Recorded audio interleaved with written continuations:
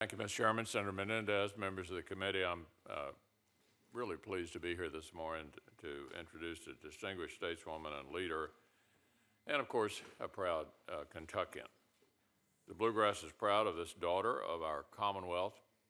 I'm confident our entire nation will be proud of the fine service she will render as our ambassador to the United Nations.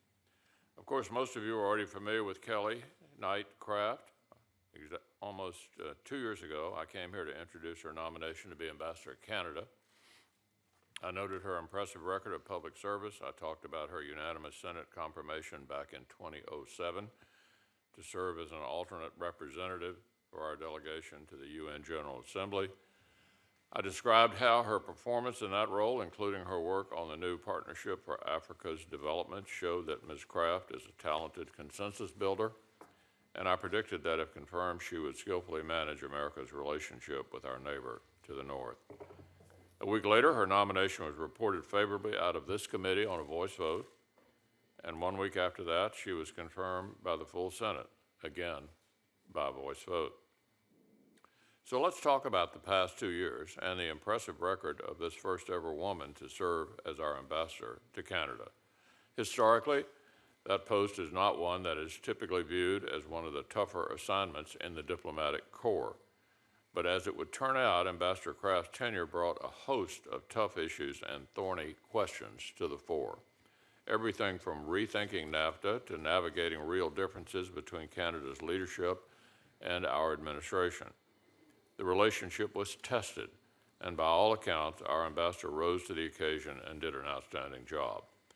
On economics, she helped achieve the successful trade negotiations that culminated in the USMCA, helped secure a new chapter for the Regulatory Cooperation Council between the two countries, and defended access for U.S. businesses. On the diplomatic front, her time as ambassador has seen greater cooperation and coordination on numerous critical fronts. Canada joined the front lines of the new U.S.-led international sanctions on Russia over its actions against Ukraine. Canada's played an important role with the Lima Group, the international coalition committed to a peaceful and democratic transition for Venezuela. And just recently, Ambassador Craft spoke out forcefully when China unlawfully detained Canadian citizens.